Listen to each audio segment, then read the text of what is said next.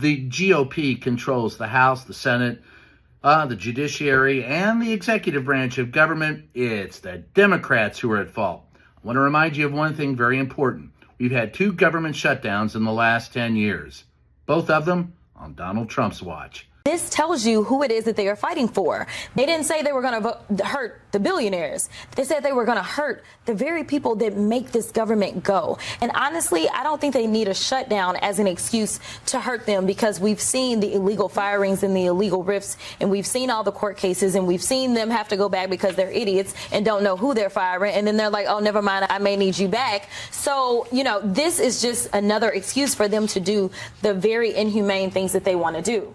It impacts Americans. Food safety, of course, will be impacted. Airline and aviation safety impacted. That affects everyone.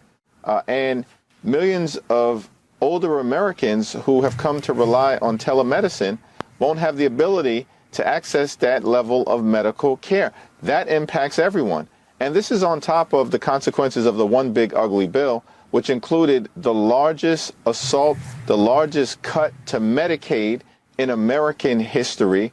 And in this bill, they stole food from the mouths of hungry children, families, seniors, and veterans, Democrats and Republicans alike. And all of that was done so they could reward their billionaire donors with massive tax breaks. I'm almost 60, so my insurance rates are going to go up because healthy people are going to drop their insurance. Therefore, the insurance company needs to subsidize their own incomes and their own profit margins, so that they're going to start charging people who are not on the exchange and those that are on the exchange more money, because healthy people will no longer have the insurance coverage.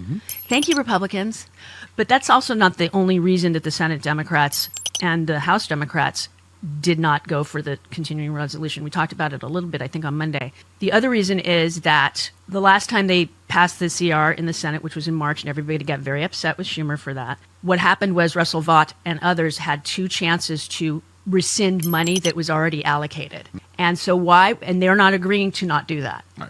And so why would you get into a contract with somebody when you know they will already break it? Exactly. They have before, so why expect they're them not going to negotiate in good faith. Exactly. So why even Right. bother? So I'm for it. I'm sad for the people that are going to be furloughed. I think that's a message that the Democrats need to be pushing a lot harder I agree. than they have, because right now the message is, it's going to take health care away from Americans.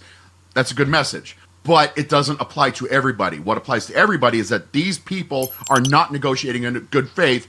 An example is what they did before. Yesterday, President of the United States, the President of the United States, said his plan is, if the Democrats won't cave in on this, he's going to fire a whole lot more federal workers. We can do things during the shutdown that are irreversible, that are bad for them and irreversible by them, like cutting vast numbers of people out, cutting things that they like, cutting programs that they like. The President of the United States said, I'm going to impose a lot more pain on my fellow American citizens. I'm going to impose a lot more pain on people in New York who need to use those tunnels, who need the upgraded water systems and better bridges. I'm going to impose pain on other Americans so I can get my way politically. To me, that is a place to stop and say, then we're ready to fight about this. Think about that. See you tomorrow.